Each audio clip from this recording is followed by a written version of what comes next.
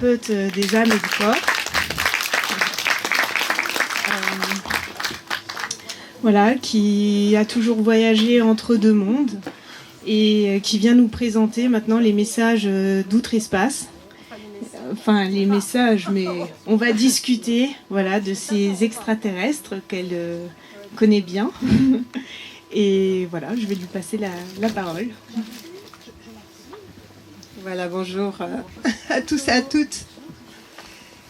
Donc j'ai écouté attentivement les deux conférences de ce matin parce qu'hier on n'était pas là. Mais c'est vrai que c'est important de parler aujourd'hui de tout ce qui est domaine extraterrestre. On n'a même plus à se poser la question, est-ce que les extraterrestres existent? Parce que c'est une évidence. Il faut vraiment passer à autre chose. Et en t'écoutant, justement, je me disais, bon, il y a en fait plusieurs sortes d'extraterrestres. Alors comment est-ce que je peux en parler? Je ne suis pas une scientifique, je n'ai pas été abductée. Je suis peut-être une contactée, si on veut, dans un certain sens. Donc vous n'êtes pas obligé de me croire. Ceci dit, ça fait...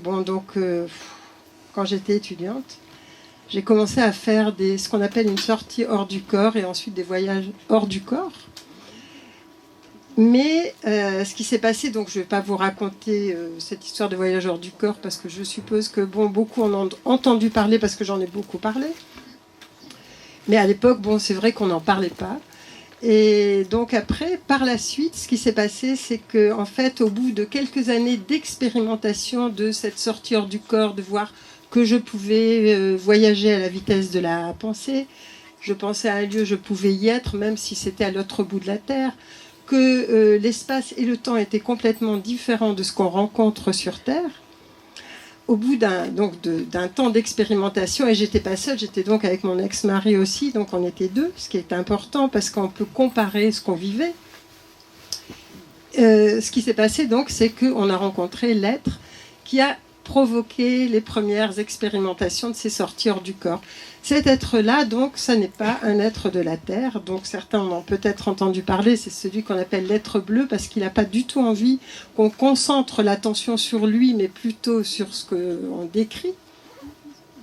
Et cet être-là, quand il s'est présenté à nous, il nous a dit « Est-ce que vous êtes d'accord pour remplir le contrat avec lequel que vous aviez pris avec nous avant de redescendre sur Terre ?» Et on était étudiants à l'époque, on a dit ok, sans trop savoir pourquoi, mais on avait la possibilité de dire non, on avait la possibilité de dire oui.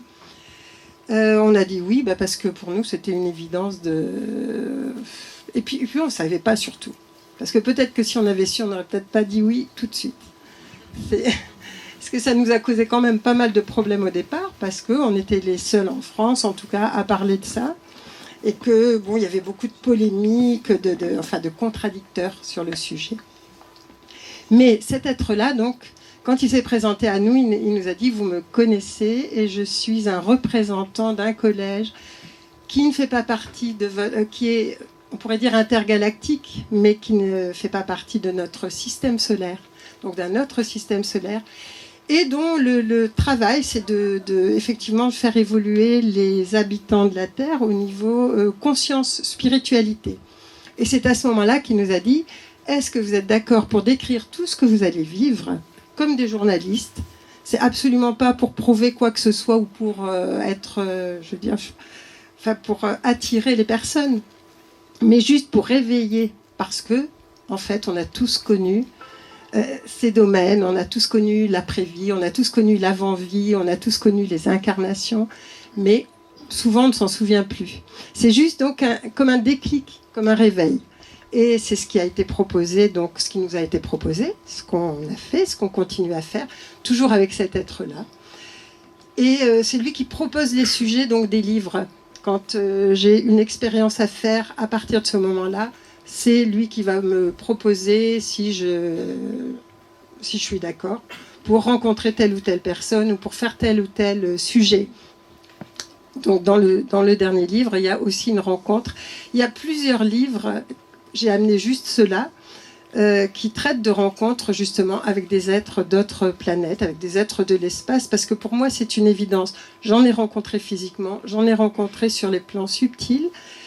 Et je veux dire, ça a toujours été comme ça, et je me suis jamais posé la question de savoir si on était les seuls à être vivants sur notre planète. Je sais que toutes les planètes sont habitées, parce que je l'ai vu, et en même temps qu'elles ne sont pas habitées de la même façon. Et c'est là où je voulais te répondre. En fait, c'est qu'il n'y a pas que des êtres positifs. C'est pas parce qu'on a une technologie avancée qu'on est positif, ou qu'on a une grande élévation de conscience. Par exemple, il suffit de regarder notre terre. Quand on a conquis des terres, quand on a fait des esclaves, quand on a soumis des gens à l'esclavage, on était certainement technologiquement beaucoup plus scientifique qu'eux. Mais c'est pas pour ça que spirituellement on était mieux qu'eux.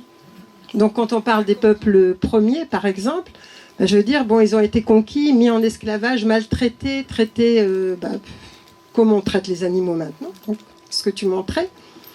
Et effectivement, donc ce qui veut dire aussi que les êtres de l'espace, il y a de tout.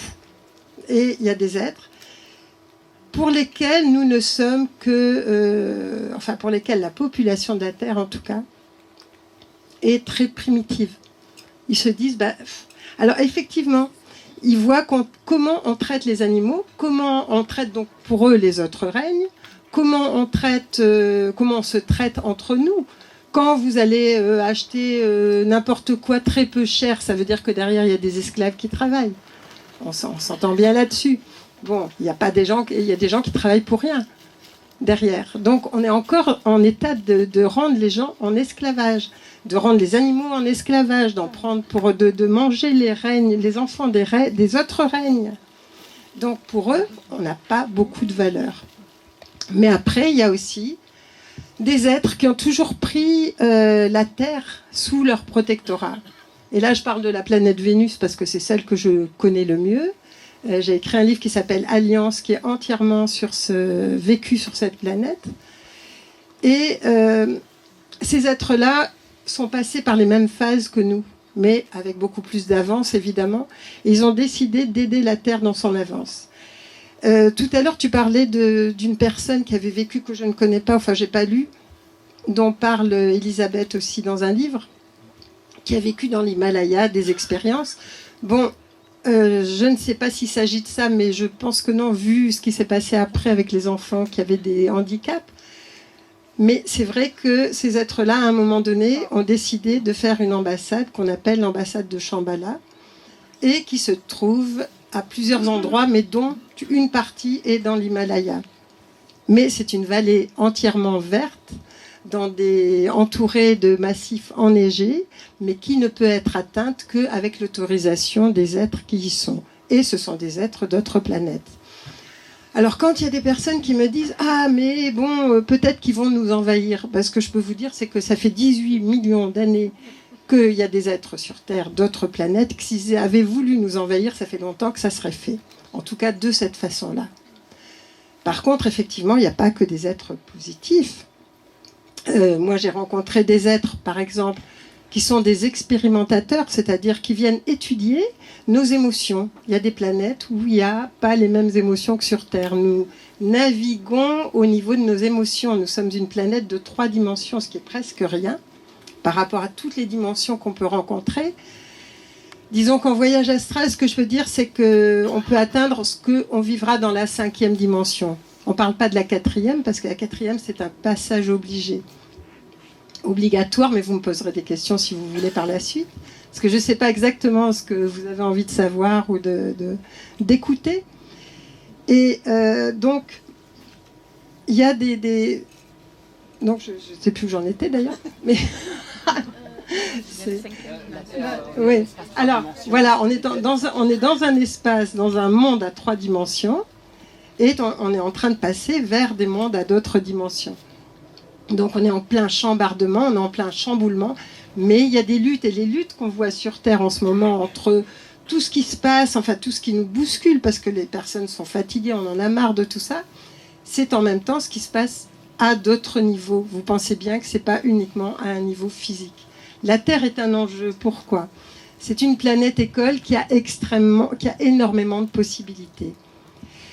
Par contre, c'est la seule planète du système solaire qui est considérée comme la fausse note, comme une fausse note. Chaque planète a une note, une musique.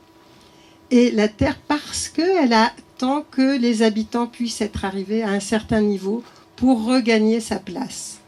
C'est un grand être, la Terre, qu'on considère mal, qu'on épuise, qu'on utilise, alors qu'effectivement, c'est un être qui, donne son corps physique pour que la population terrestre puisse évoluer. Et dans mes expériences, donc j'ai pu faire aussi, ça vous le retrouvez dans des livres tout au début, où on en parle, donc j'ai pu assister à la création de l'humanité terrestre.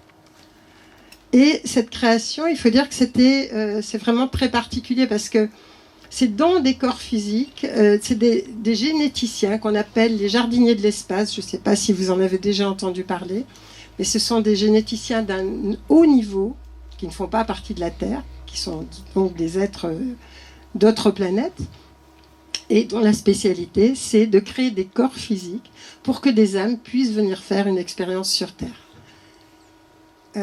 On peut dire que ça n'a pas toujours été parfait, parce que c'est expérimental aussi. Bon, là maintenant, nos corps sont beaucoup mieux adaptés, mais à l'époque, il y a très longtemps. Et puis après, vous avez eu des périodes comme l'Atlantide, comme la Lémurie, qui sont des continents engloutis, mais les civilisations ont toujours été guidées par des êtres de l'espace. Donc il y a des êtres de l'espace qui sont extrêmement positifs, qui veulent aider la planète. Et ensuite, il y a ceux qui, eux, de leur côté, ont fait exploser leur planète parce qu'ils étaient comme nous, on est maintenant, c'est-à-dire extrêmement technologiques. Mais en même temps, on oublie la conscience, on oublie l'amour, on oublie tout ce qui pourrait faire que la planète soit différente. Donc, ce sont des êtres qui... Enfin, sont des êtres qui, à un moment donné, ont fait que leur terre s'est complètement desséchée et que, ensuite, il n'y avait plus de vitalité, disons, sur cette planète. Et c'est pour ça que, par la suite, ils ont convoité la planète Terre, comme on le ferait pour un territoire en disant « Ah, l'Amérique, c'est bien » ou « l'Amazonie, tiens, on pourrait trouver de l'espace ». Je dis, ils font la même chose que ce qu'on est capable de faire avec plus de technologie. Ça n'empêche pas, mais pas forcément plus de conscience. Donc, vous voyez, il y a plusieurs types d'êtres de l'espace. Il y a juste des gens qui sont curieux de voir comment on fonctionne. Il y a ceux qui ont envie qu'on évolue, qu'on change, qu'on puisse passer dans une autre dimension, dans d'autres dimensions. Et puis, il y a ceux qui convoitent la planète Terre. Et en ce moment, c'est ce combat-là qui fait qu'on est un enjeu et que c'est à nous de pouvoir, à un moment donné, de nous servir de tout notre potentiel pour accéder à autre chose, pour vraiment faire basculer les choses dans le bon sens. Ce que je peux vous dire, c'est qu'actuellement, alors oui, je vous parlais donc de ces êtres qui convoitent la planète. Ce sont eux qui vont abducter, ce sont eux qui vont expérimenter, qui vont prendre des morceaux. Vous avez entendu parler des vaches, on retrouve des morceaux, etc., il y a quelques années. Maintenant, vous avez les chevaux.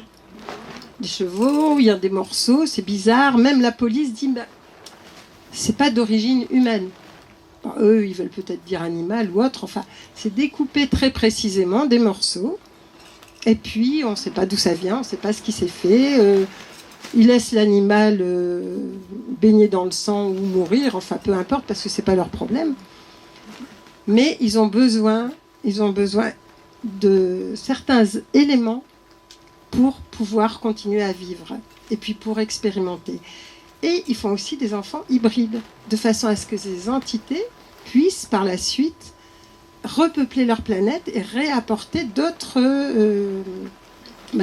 éléments qui permettent à leur planète de refleurir. Ils sont quand même bien ancrés sur Terre parce que effectivement les gouvernements, qui ne sont pas forcément des gouvernements qui veulent aider les humains de la Terre, leur ont donné la possibilité d'être dans les souterrains de la Terre, moyennant des technologies. Et je me souviens très bien d'un jour où j'étais dans un congrès extraterrestre en Espagne, et j'étais avec 2 militaires, dont un travaillait à la base 51. Et ce militaire me dit, moi j'ai plus rien à perdre, maintenant je vais être à la retraite, mais il me dit, quand j'ai rencontré, il y a des êtres d'autres planètes qui travaillaient avec nous, pour des technologies extrêmement avancées, et quand ces êtres-là quand je les ai vus, je leur ai demandé, alors vous êtes bien, ça va, ça se passe bien avec les terriens, et puis ils ont dit, oui, ça va, à part qu'ils sentent pas très bon. Et là, ils se sont dit, alors là, lui, il a demandé, il a pensé au parfum, au déodorant, à la sueur. Puis il dit, c'est leur odeur corporelle. Et là, il leur a répondu, non, c'est l'odeur qui émane de leur aura et de leur pensée. Et là, et moi, ça m'a rappelé une chose, c'est qu'effectivement, avec le peuple de la nature, les elfes, les gnomes, tout ce que vous voulez dans la nature, ils ne se montrent en général qu'aux enfants parce que justement, chez les adultes, il y a trop de pensées mentales qui ne sont pas forcément très belles et qui vont donner une odeur particulière que eux voient et sentent. Donc, vous voyez, c'est ça quand on est dans d'autres mondes, dans d'autres dimensions. C'est de cette façon-là. Donc, je vous disais que contre des technologies, ils ont eu droit à habiter beaucoup d'endroits de la Terre, donc ils sont là. Et ce que je peux dire aussi, c'est qu'actuellement, ils sont dans des postes, ils ont pris des postes clés aussi. Donc ils ne travaillent pas forcément officiellement, en général pas officiellement du tout d'ailleurs. Ils sont à des postes clés des gouvernements de la planète Terre. Mais il faut savoir que d'un autre côté, les êtres qui ont envie d'aider la Terre sont aussi à des postes intéressants de toute la planète Terre. La différence entre les deux groupes, c'est que les êtres qui aident la planète Terre n'imposeront jamais leur volonté. Parce qu'ils veulent que ce soit le libre arbitre des terriens qui puisse intervenir. Donc ça dépend des habitants de la Terre. Ce qui va se passer par la suite ne dépend que des habitants de la Terre. Ils peuvent faire un pas, ils peuvent nous aider considérablement, et ils le font déjà, mais il faut qu'il y ait notre accord. De l'autre côté, ils se fichent pas mal de notre accord. Donc, ils peuvent mettre des implants, ils peuvent avoir des technologies avancées, s'en servir, et ne pas attendre qu'on soit d'accord ou pas d'accord. Mais c'est cet enjeu-là qui est en même temps, quand on va sur d'autres plans, c'est cet enjeu-là qui existe actuellement sur Terre. Ça s'est passé au moment du nazisme. C'est-à-dire que déjà, c'était eux qui ont introduit, disons, cette soi-disant race unique, parce que ce qu'ils veulent, c'est... En fait, leur objectif, c'est d'avoir un troupeau qui est d'esclaves bien huilés, qu'on puisse mettre dans une catégorie, qui gardent leur mental, qui gardent leur intelligence, mais qui n'ait plus le choix, qui n'ait pas de contact avec leur âme, en fait. Donc, ces êtres-là vont faire en sorte, effectivement, qu'il y ait des personnes qui soient, par exemple, très bons dans un domaine, après très bons dans un autre. Enfin, un peu comme dans je ne sais plus si c'est Le Meilleur des Mondes qui parle de ça, mais enfin...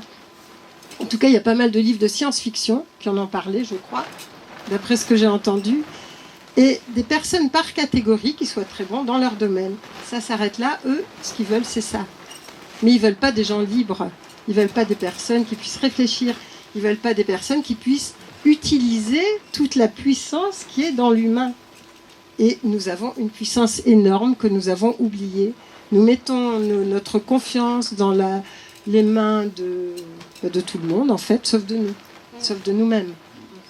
Et ce qui est important, c'est vraiment de revenir à nous et d'arriver à retrouver notre puissance et de la mettre, je veux dire, à disposition, en fait, justement, de ce qui se passe. Savoir ce qu'on veut, savoir ce qu'on ne veut pas, et ne pas avoir peur. Parce qu'en ce moment, c'est vraiment ce qui est en train de se passer, c'est on utilise la peur, on utilise pour faire croire aux personnes qu'elles n'ont pas de puissance, qu'elles n'ont pas de pouvoir, qu'elles sont obligées d'obéir. Et c'est ça qui est grave. Et donc...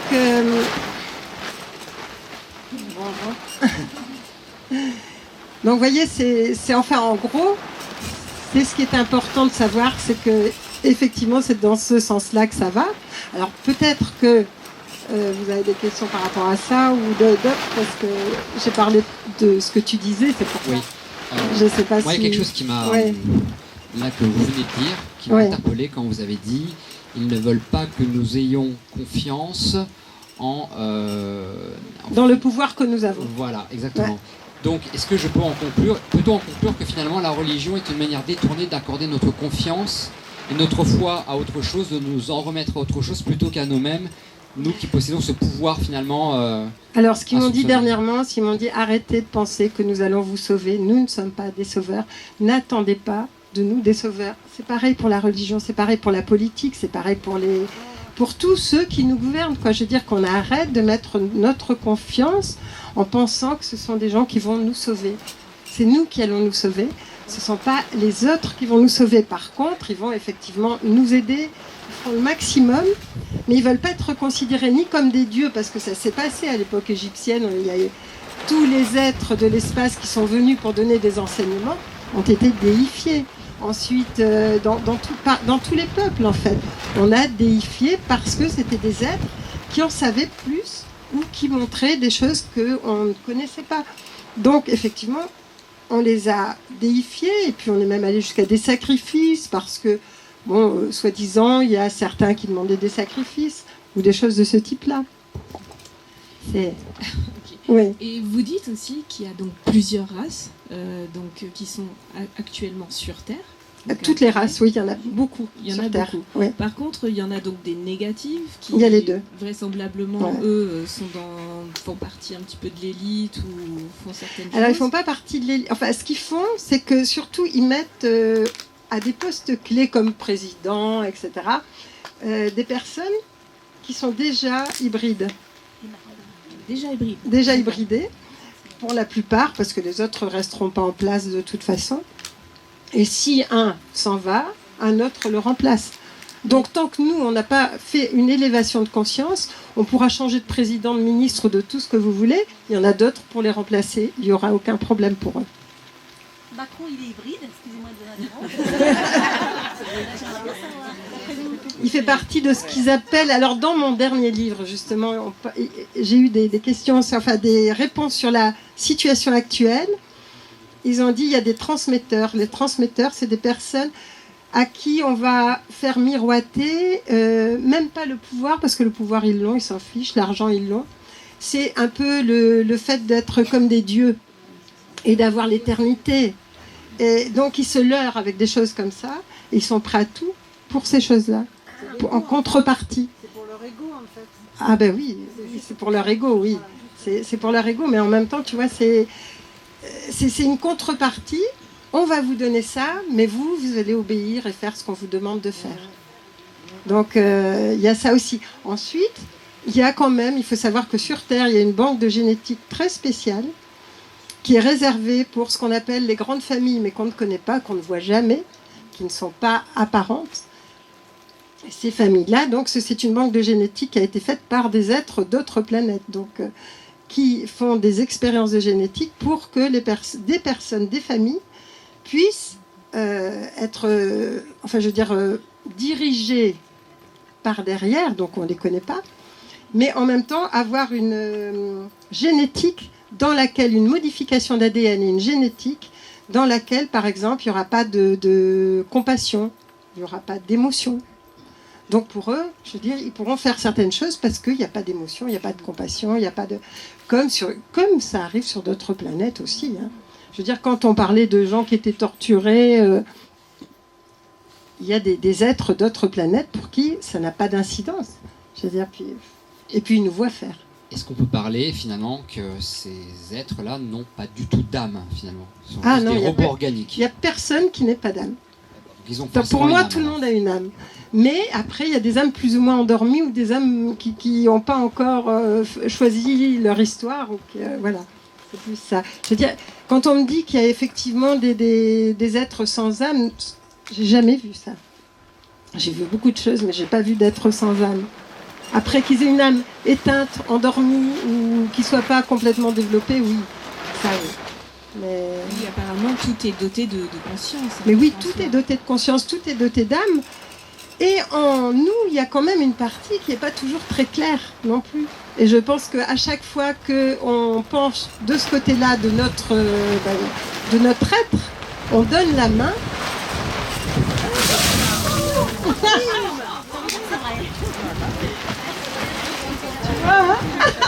C'était pas arrosé complètement comme ça. Hein? Ah ben non, c'est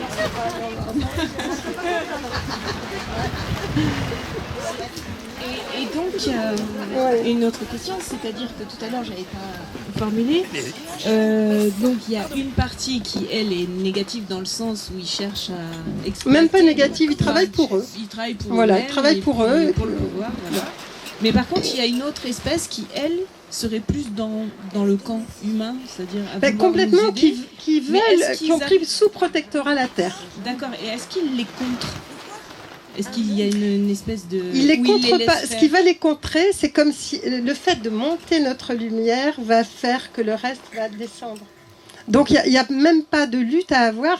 À chaque fois qu'on lutte, on met un bouclier, on attire l'épée. Donc c'est pas ça l'objectif. C'est vraiment de faire monter la lumière montant. Si vous mettez une bougie dans une pièce obscure, c'est connu ça, vous allez éclairer. Mais l'ombre, elle va pas rentrer dans la pièce illuminée. Donc vous voyez, c'est la même chose. C'est que tu vas prendre une bougie et puis on va faire monter notre lumière si on est suffisamment nombreux pour ça, et on est suffisamment nombreux pour ça.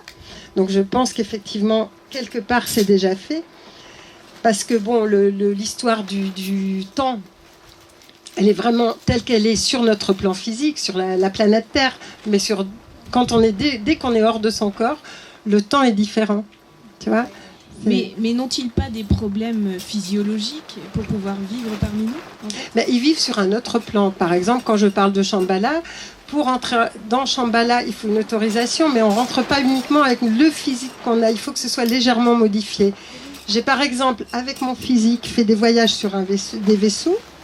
Alors j'étais en Grèce et à un moment donné, je sens un appel, je vais à un endroit, il y avait effectivement un vaisseau qui était là, mais ils peuvent être sur un plan légèrement éthérisé, c'est-à-dire physique mais légèrement modifié. Et moi, mon corps se modifie légèrement, même s'il reste physique, tu vois. Donc je peux rentrer à ce moment-là. Et là, je me souviens qu'à un moment donné, on était devant le Parthénon et je me suis dit, on va complètement traverser le Parthénon. Et effectivement, il y a eu une façon de faire, un appui sur des manettes qui fait qu'on l'a traversé, mais on ne l'a pas touché. Mais sur le coup, je me suis dit, on va s'écraser là-dedans, quoi. Tel que c'était parti. Mais comme quoi, le physique peut changer, peut modifier légèrement, et ça va faire une différence. Mais pour eux, non, il n'y a pas d'incidence à rester sur Terre. Donc c'est un peu comme un état modifié de conscience pour nous, mais oui, pas pour eux. Pas pour eux. Non, puisqu'ils sont sur un autre plan. Pour eux, oui. D'accord. Mais ils arrivent tout de même parfois à se manifester carrément physiquement. Ah oui, complètement. Dans notre dimension. Complètement. Et puis là, j'avais... alors, dans notre dimension, ils le peuvent, puisque justement, les abductés, ils ont dû en faire l'expérience, mais peut-être pas dans notre dimension physique, mais ils sont là physiquement. Et j'en ai rencontré, par exemple, dans des réunions où ils étaient à travers le corps d'une personne. Alors, il y a plusieurs façons pour des êtres de l'espace d'être sur Terre. C'est-à-dire qu'il y en a qui vont s'incarner normalement dans le ventre d'une mère et qui vont venir, et souvent dans des familles d'ailleurs qui ne sont pas forcément conscientes, de façon à ce que l'entité puisse évoluer comme elle en a envie. Et puis après, il y a aussi le fait de pouvoir, quand on a une mission spéciale, l'être de l'espace va pas cloner, mais va copier un corps physique, prendre ce corps physique un certain temps, un mois, une semaine, une journée, peu importe. Ensuite, le corps physique va disparaître. Ensuite, il y a le phénomène du walking. Alors, j'ai écrit un livre, mais je ne l'ai pas amené, sur le fait de pouvoir consciemment changer de corps avec une autre personne. On pourrait appeler ça possession s'il n'y avait pas de consentement. Ça n'est pas une possession, c'est vraiment, un accord entre deux âmes. Il y en a une qui quitte son corps physique, l'autre arrive dans le corps physique. En général, ça se fait, il faut attendre 21 ans pour que la personne puisse avoir tous les corps développés sur un plan subtil. Et après, ça lui évite de perdre 21 années, par exemple, et d'arriver avec une conscience beaucoup plus pleine sur Terre. J'ai une petite question. Est-ce que vous pensez que, par exemple, le phénomène dans l'abduction de confusion mémorielle, confusion chronologique, pourrait être provoqué justement par une sorte d'échange de conscience dans un corps humain, ou pensez que ça n'a rien à voir, ce que vivent par non, je crois les que c'est abductés? différent. C'est différent. Je dirais que c'est différent. L'abducté, c'est vraiment quelqu'un qui va servir de sujet d'expérience. Donc, où on va lui mettre un implant, où on va regarder comment il réagit à tel stimuli, où on va s'en servir comme des femmes porteuses qui vont faire des enfants, donc, ou des hommes, là. Donc, souvent, ce sont les femmes, mais ça arrive à des hommes, oui, bien sûr, d'avoir des enfants sur d'autres planètes, enfin des enfants hybrides, des hybrides qui peuvent être des êtres exceptionnels. Ce qu'il y a, c'est que ceux qui, effectivement, comme les reptiliens, les dracos, etc., bon, j'en ai rencontré, et dernièrement, effectivement, ils sont laids pour nous, bon, mais laids aussi par leur énergie. C'est leur énergie qui n'est pas agréable. Parce qu'on pourrait dire laids parce que, je ne sais pas si vous avez vu, mais dans la Guerre des Étoiles, par exemple, à un moment donné, il y a une rencontre dans un bar de l'espace où il y a plein d'entités différentes Bon, c'est comme ça, je veux dire, il y a plein d'êtres différents. Il y en a qui sont plats comme des feuilles, il y en a qui ont des têtes bizarres. C'est pas pour ça qu'ils sont laids. Je veux dire, ils sont comme ils sont. Il y en a qui sont comme des chats. Il y a les félins, il y a des... Bon, il y a toutes sortes, quoi. Hein. Donc, par contre, les dracos, bon, je ne l'ai pas dit dans mon dernier livre parce que c'est quand même un peu moche, là, mais je voyais passer quand même des paquets, un peu comme une viande, qu'on a mis sous vide. Mais en fait, c'était des humains. Et parce qu'il y a des enlèvements qui sont faits pour ça, parce qu'eux se nourrissent de chair humaine, ils se nourrissent de viande, ils se nourrissent de sang. Et bon. Et pourquoi chez nous, on a mis l'avortement à 9 mois ? Vous devez bien vous douter que quand même, il y a quelque chose derrière. On ne propose pas un avortement à 9 mois comme ça par hasard. C'est-à-dire, Non, c'est pas 9 mois l'avortement. Non, il y a 9 mois maintenant. Maintenant, c'est 9 mois. Maintenant, c'est 9 mois. À 9 mois, c'est Vous autorisé. vérifierez, vous verrez. Ouais. Et c'est très grave. Anne, vous étiez en train de décrire plusieurs types de races. Oui. Vous parlez de races félines, Oui. reptiliennes, il y a de tout, on le sait. Et ce qui est assez étonnant, c'est que vous faites aussi, vous parlez de la Terre comme une planète école.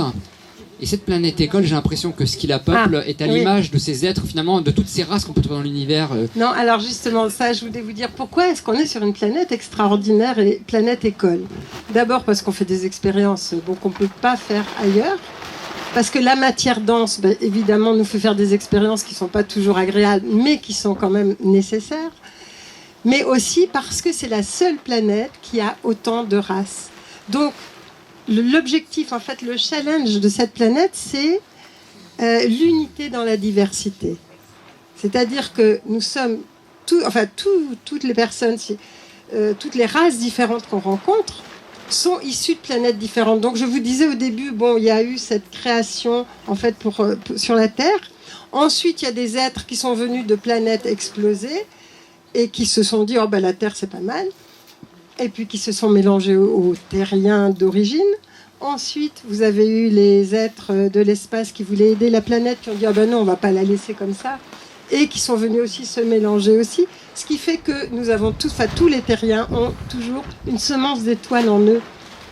Mais en même temps, je veux dire, et c'est pour ça qu'il y a autant de races différentes, avec quelquefois des conceptions où on n'arrive pas à se comprendre parce qu'on parle des mêmes choses, mais on n'en parle pas de la même façon. Parce que, par exemple, les autres planètes ont toujours une seule race. Toutes les planètes sur lesquelles je suis allée, il y a une race différente de l'autre planète. Mais sur la planète, il y a une seule race. Les Vénusiens ont tel type. Ils sont plus axés sur tout ce qui est spiritualité, amour. Par exemple, si je vais sur Jupiter, les Jupitériens vont être plus axés sur tout ce qui est technologie. Sur Mars, il va y avoir 2 types de personnes, mais il va y avoir des stratèges, par exemple. Donc, je veux dire, ils ont une fonction et en même temps, ils ont une couleur, en fait. C'est ça, une forme qui est différente, mais qui est unique pour la planète.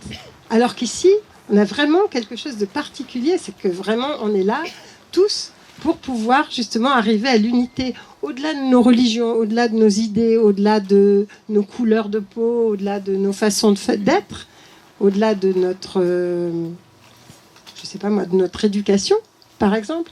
C'est vraiment arriver à l'unité. Et ce qu'on essaie de faire en ce moment, c'est de mettre les gens les uns contre les autres, de les séparer, de les diviser, et puis de les mettre aussi, de les isoler. Et ça, c'est facile. Je veux dire, on est bien plus que ça. Et c'est ça qu'il faut vraiment se dire en ce moment, c'est on est capable d'être unis, quoi qu'il arrive. En fait, moi j'ai une question, c'est-à-dire qu'en fait, c'est quoi? C'est une compétition pour avoir la planète Terre?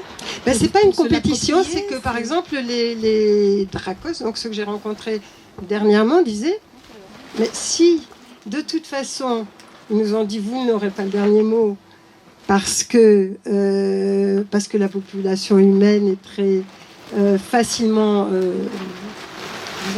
gérable ou influençable, parce qu'ils aiment l'argent, parce qu'ils aiment le pouvoir, parce qu'ils aiment enfin un tas de choses qui font qu'on va facilement pouvoir les influencer. Et en même temps, quand l'être avec qui j'étais, avec laquelle j'étais, leur a dit mais tu sais quand même que leur âme peut ou leur conscience peut tout changer. Et à ce moment-là, ils ont répondu oui, mais nous ne pouvons pas survivre sans des éléments qui sont sur la planète Terre. Il y a ça aussi. Donc c'est pas forcément une compétition, c'est une nécessité pour eux. Mais ils pourraient trouver la nécessité autrement et en faisant autrement. Mais pour l'instant, ils le font de cette façon-là, quoi. Et ils pourraient s'intéresser à d'autres planètes. C'est pourquoi l'espèce humaine. Ah non, parce que la Terre est vraiment particulière. Elle a vraiment à cause de la diversité. Ah oui, elle a beaucoup de possibilités. Ne serait-ce que, même sans parler de la population, par son terrain elle-même. Je veux dire, il y a des mers, il y a des terres, il y a des choses, enfin, des éléments qui n'existent pas ailleurs. Même s'il y a de très belles planètes, on est sur une planète qui est magnifique. Et ce qu'ils nous demandent, c'est vraiment de la visualiser magnifique, comme on voudrait qu'elle soit, et que les gens soient en paix, et que tout le monde soit que les animaux soient avec nous, que les plantes aussi, on essaie d'éradiquer les plantes. Je viens d'apprendre qu'on a décidé d'éliminer les lavandes et l'huile essentielle de lavande de la planète. C'est de la folie, quoi, je veux dire. On s'en est toujours servi, puis tout d'un coup, c'est devenu toxique. Alors que c'est apaisant, alors qu'on peut faire plein de choses avec.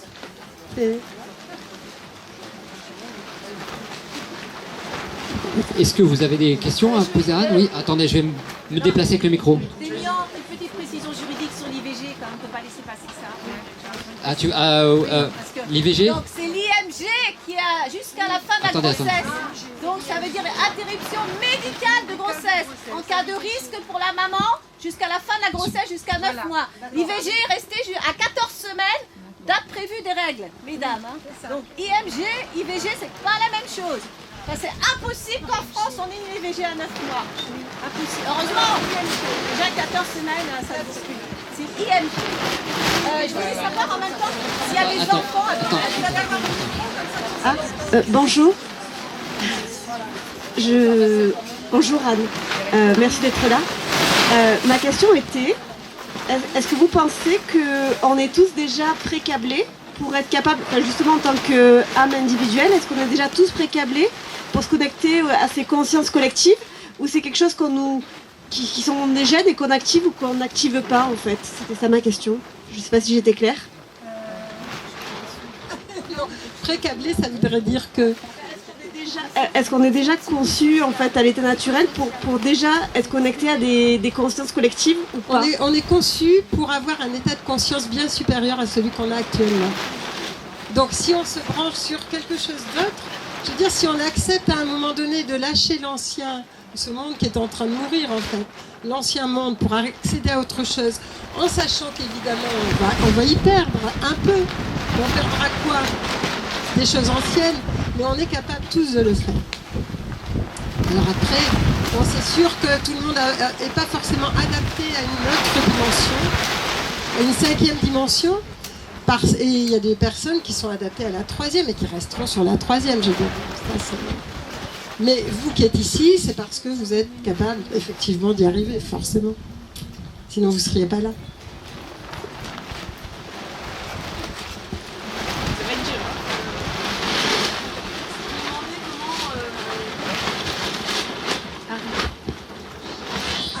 Voilà. Bonjour. Bonjour. Je me demandais en fait comment vous conceviez en fait le passage à la 5 dimensions. Le passage à la 5e on en parle dimension, beaucoup voilà, en fait. On est déjà en train de l'ère du Verseau, tout voilà, ça. on est déjà en train de le vivre. C'est-à-dire, est-ce que la Terre s'éthérise. Vous allez me dire si ça correspond à votre question. Hein. La Terre s'éthérise, donc ça veut dire qu'on a plus de capacité à entendre. Par exemple, il y a plus de communication animale. Il y a plus de personnes qui sont thérapeutes dans le subtil parce qu'ils sentent davantage. Il y a plus de personnes qui reçoivent des messages qu'il y a plusieurs années avant. Donc il y a des capacités subtiles qui commencent à s'éveiller et à devenir intéressantes. Ensuite, voilà. Et alors après, passer à la 5e dimension, en fait c'est plus ça, c'est sur le plan vibratoire qui fait que ça va changer aussi au niveau corporel. Et qu'on a un changement, une modification d'ADN qui se fait et qui va nous permettre de nous adapter à ce qui vient. Donc ça aussi. Par contre, la 4e dont on ne parle jamais, c'est vraiment l'Athanor, c'est le 4e chakra, c'est pareil, c'est le cœur. C'est-à-dire que pour passer dans la 5e, il faut d'abord qu'on traverse la 4e, mais on ne fait que la traverser. Par contre, c'est le moment le plus important, parce que c'est celui où on transforme toutes nos agressivités, nos rancœurs, nos doutes, nos peurs en amour. Et quand on arrive à faire ça, à ce moment-là, on va avoir accès à cette dimension-là. Avant, non. Et c'est pareil quand on a des contacts.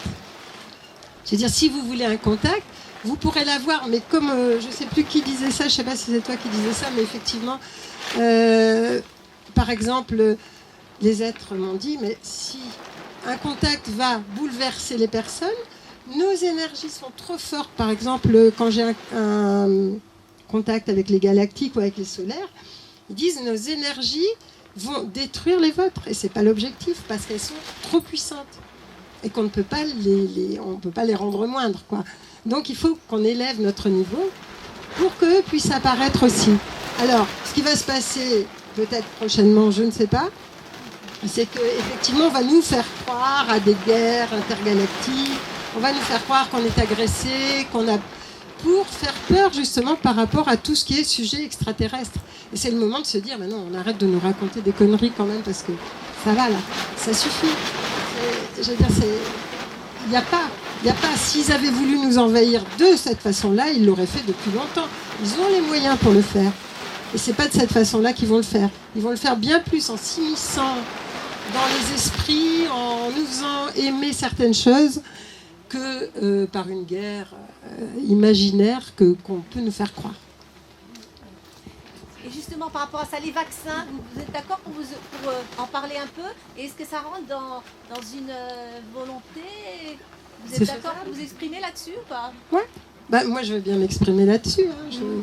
S'il y a la moitié de la salle qui part, tant pis. Hein. Bon, ça n'est pas un vaccin, c'est une technologie. C'est une technologie qui n'est pas... Donc, si c'était un vaccin, bon, je veux dire, peu importe, mais ça n'en est pas un. Et c'est ça qui est dramatique dans ce sens, c'est que bon, ça peut faire en sorte que la personne puisse être séparée. Alors quand on dit séparée de son âme, j'ai beaucoup de questions sur qu'est-ce que ça veut dire que d'être séparé de son âme. C'est qu'on n'a plus contact avec nos capacités de choix. C'est qu'à un moment donné, on est prisonnier de quelque chose d'autre. Et quand la 5G sera activée, forcément, ça va créer des interférences qui risquent d'être extrêmement difficiles. Mais ceci dit, on peut se sortir de n'importe quelle situation. Hein. Donc, pour amoindrir en tout cas certains effets de ce fameux vaccin qui n'en est pas, il y a quand même des produits, il y a quand même des éléments qui sont proposés. Hein. Mais c'est une expérience, c'est une expérimentation. Mais pour l'instant, c'est une expérience. C'est ça, Antoine qui est médecin, bon, je veux dire, il peut le dire. C'est une expérience. Tout à l'heure, il a été évoqué que dans le cas d'hybridation, le prélèvement d'ovules ou de spermatozoïdes, c'était peut-être pour donc faire des hybrides pour peut-être peupler les planètes ailleurs dans le système solaire. Mais des gens comme David Jacob ou d'autres qui évoquent des livres comme Ils sont parmi nous laissent penser qu'il y a une population de plus en plus importante d'hybrides ou d'hybrides sur Terre qui laisserait penser qu'il pourrait y avoir comme une 5e colonne qui s'immisce de plus en plus ouvertement, de plus en plus largement dans le peuple humain pour peut-être faire basculer cette humanité. Qu'est-ce que tu penses de tout ça? Oui, alors tout à fait. Des hybrides, il y en a qui sont répandus un peu partout, mais il y en a surtout dans des postes où ils peuvent influencer. Et ils n'influencent pas toujours dans le positif, quoi. C'est pour ça. En général, c'est pour influencer, pour que les gouvernements... D'ailleurs, vous n'avez qu'à regarder, les gens qui sont à des postes et qui n'obéiraient pas aux règles générales disparaissent, ou ils meurent, ou ils ont un cancer. Je ne sais plus, Chavez, par exemple, disait « Vous ne trouvez pas ça bizarre qu'on soit 3 présidents d'Amérique des pays du Sud à avoir un cancer en même temps ?» Je veux dire, évidemment. Alors, ce que je voulais vous dire, c'est qu'on est dans une technologie beaucoup plus avancée que ce qu'on laisse croire au peuple de la Terre. Parce que moi, j'ai survolé, par exemple, survolé, c'est imagé, mais je veux dire, je suis allée astralement jusqu'à une certaine limite parce que je ne peux pas pénétrer certains endroits, mais jusqu'à des laboratoires en Alaska. Ces laboratoires ne sont pas des laboratoires à drapeau, ça veut dire qu'ils appartiennent à aucun pays. Et il y a des scientifiques dedans qui font des expérimentations où ils greffent déjà des âmes sur des animaux, où il y a des mélanges, où il y a des histoires incroyables. Donc je veux dire, ils savent déjà. Et un des autres militaires avec lequel j'étais dans une conférence sur l'ufologie à Madrid me disait, mais moi je construis des bases depuis des années sur Mars. Il dit, c'est pas si loin que ça. Et ce qu'on vous raconte sur le temps qu'il faut pour atteindre telle planète, c'est faux, physiquement. Hein. Là, je parle. Parce que astralement, évidemment, mais physiquement, c'est pareil. Donc, vous voyez, on est beaucoup plus avancé qu'on ne veut le faire croire. Et cette base en Alaska, bon, effectivement, j'ai pas pu aller plus loin parce qu'elle est extrêmement gardée par des entités qui gardent et qui, à ce moment-là, auraient pu effectivement m'empêcher de rentrer de toute façon. Mais moi, je me souviens qu'au niveau il y a pas mal d'années là maintenant, mais il y a une équipe de scientifiques au Canada qui avait demandé que je participe à des expériences au niveau du cerveau, voir ce que je voyais au niveau de l'aura, ce qui se passait au niveau du cerveau pendant qu'ils faisaient des expérimentations. Et la femme de l'un d'eux m'a écrit en disant « N'y allez pas ». Parce qu'il dit, mon mari et le reste du groupe, ce sont d'excellents... Ils peuvent être excellents pères, excellents maris, il n'y a pas de problème. Mais ils n'ont aucune conscience. C'est-à-dire qu'ils sont capables de faire des armes qui vont tuer des millions de personnes en 5 minutes en dessinant sur une table. Mais ils n'auront pas conscience de ce qui se passe après avec leur invention. Et elle dit, là, vous allez vous faire piéger, ils vont se servir de ce que vous allez faire, voir, etc. Donc je ne l'ai pas fait, effectivement. Et elle dit, mais... parce qu'ils n'ont pas conscience de ce à quoi ça peut aboutir. Mais il y a effectivement, il y a des gens comme ça, je veux dire. C'est comme quand vous regardez un film qui s'appelle Le Seigneur de la Guerre, par exemple. Je ne sais pas si vous l'avez vu. C'est un excellent film qui date un peu avec Nicolas Cage, là. Et il est marchand d'armes. Moi, j'en ai vu comme ça. Marchand d'armes, bon, je veux dire, il inonde un pays ou un autre, il s'en fiche, je veux dire, de qui fait la guerre contre qui. J'ai fait des conférences au Zaïre, qui s'appelait le Zaïre à l'époque, avant le Rwanda, avant leur guerre avec le Rwanda, et après. Donc, 1 an avant, 1 an après. J'avais les mêmes personnes dans les conférences. J'avais les pires ennemis qui étaient là, qui étaient les meilleurs amis au départ. C'était de la folie, je veux dire. On est capable de mettre les gens les uns contre les autres facilement. Et ça, c'est ce qui fait notre faiblesse, quoi. On a un libre arbitre, on a une faiblesse, et on peut, les personnes peuvent être facilement retournées. C'était des personnes, par exemple, des Tutsis, des Hutus, qui étaient très amis, mais il suffit qu'on fasse, c'est comme maintenant, là, si vous faites une manifestation, on va introduire dedans des gens qui n'auront rien à voir avec vous, mais qui vont faire des destructions ou qui vont faire de la casse, et puis on vous accusera, bien sûr. Ça, c'est, je veux dire, facile. Hein, bah, oui, pareil. Approche le micro. Hein. Oui.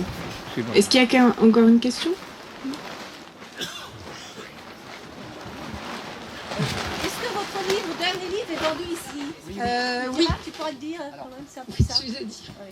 Alors, juste 2 secondes. Anne dédicacera son dernier ouvrage sur le stand. Le vaste sujet dont elle... Sur les extraterrestres, j'en ai amené plusieurs. D'accord. Sur le stand de Franck Ferrandis.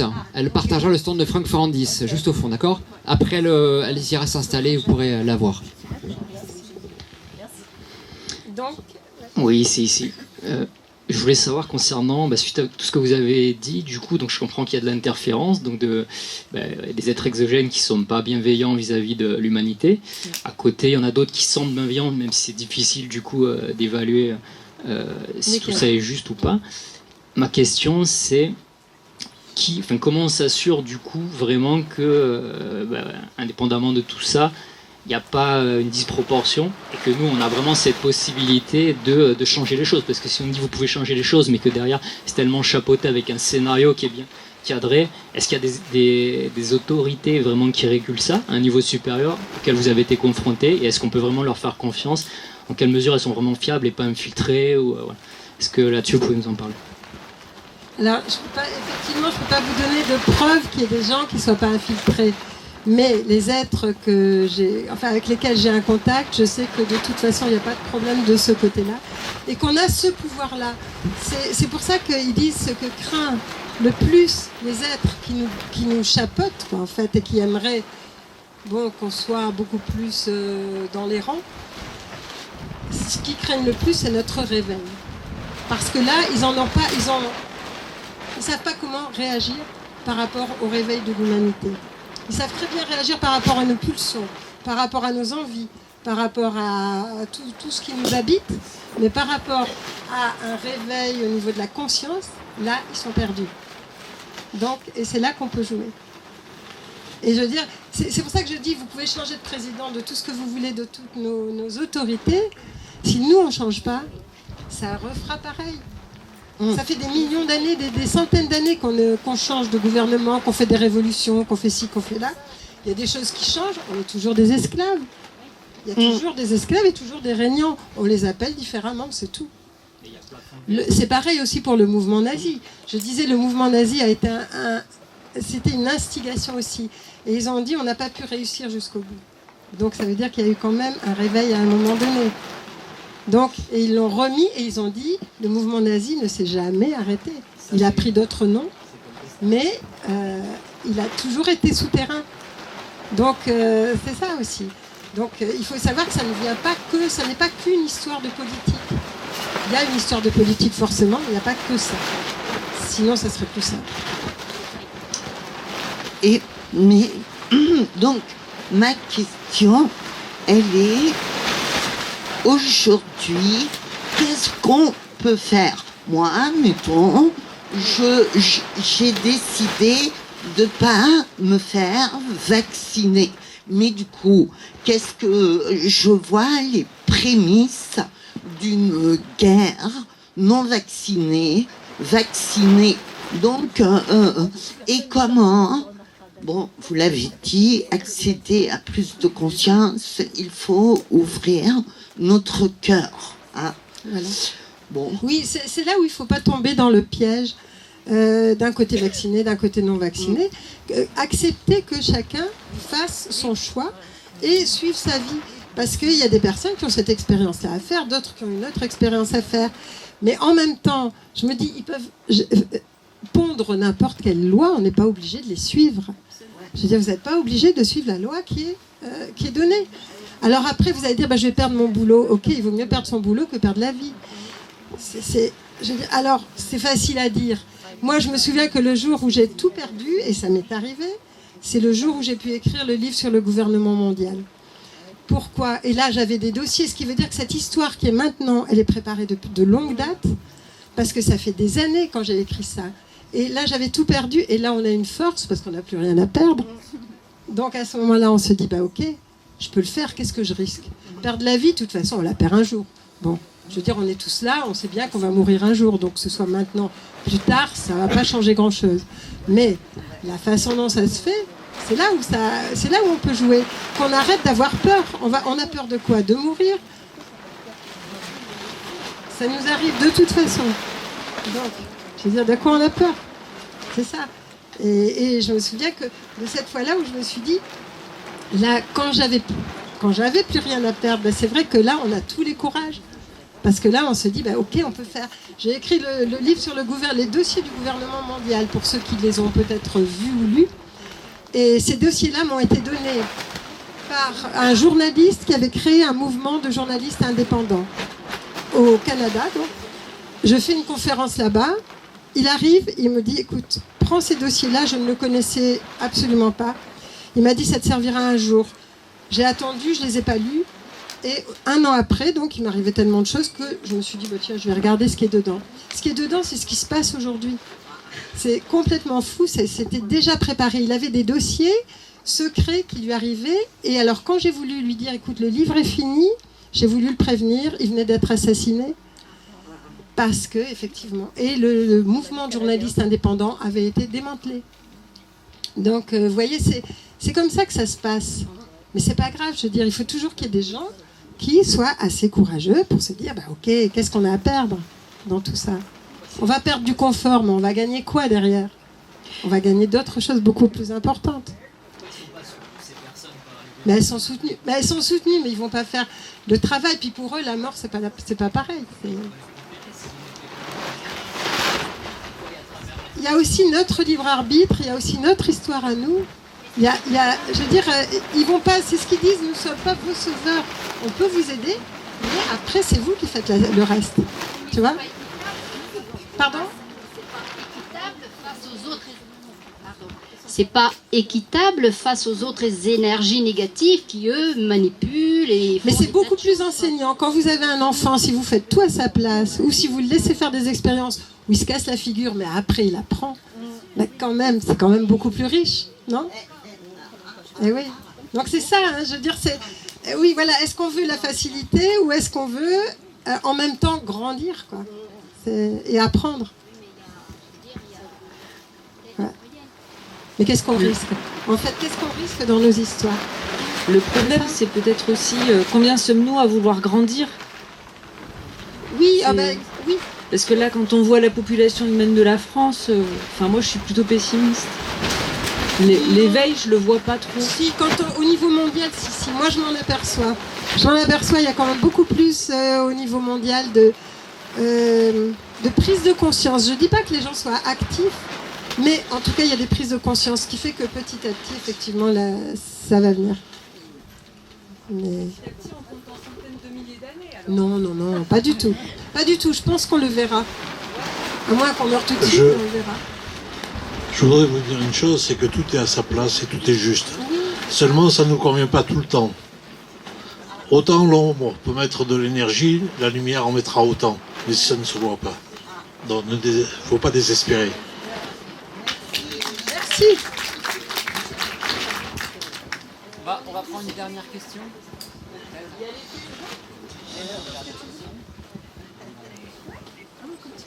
Il y a une dernière question. Une dernière question.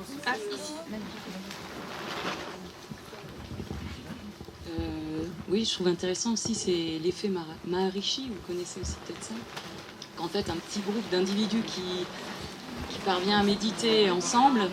Je parle. Ah oui, pas c'est près. Parlez plus fort. Oui. Il y a un effet, un phénomène qui s'appelle effet Maharishi, qui explique, ça c'est sur le plan de la conscience collective, qu'un petit groupe d'individus qui méditent ensemble peut influencer sur multiplié par, je sais plus là le ratio.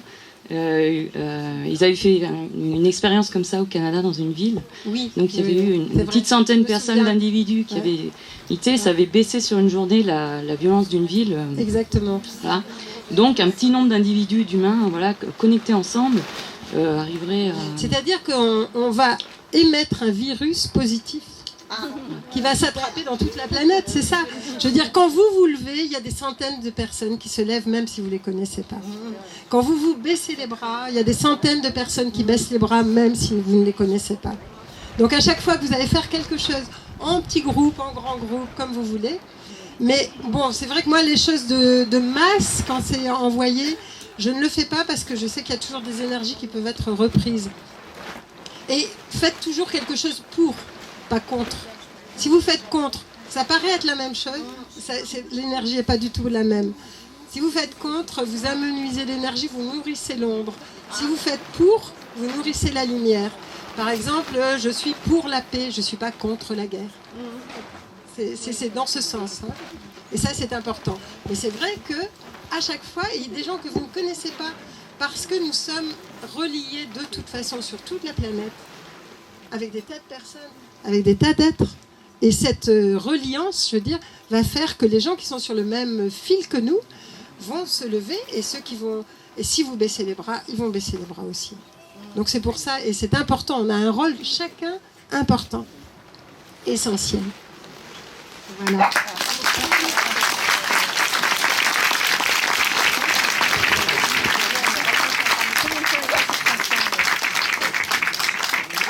Merci infiniment Anne. Donc comme nous l'avons dit, Anne sera présente sur le stand de Franck Ferrandis avec qui elle partagera sa table et elle dédicacera ses ouvrages. Vous pourrez aller la voir tout à l'heure. À partir... Ah bah quand vous voulez Anne, ça sera quand vous voulez. Non, vous pouvez être à partir de quand vous voulez. Peut-être vous faites une petite pause et tout à l'heure dans l'après-midi alors. Donc dans l'après-midi, vous pouvez aller voir Anne, ok ? Et à 13h45, nous avons rendez-vous avec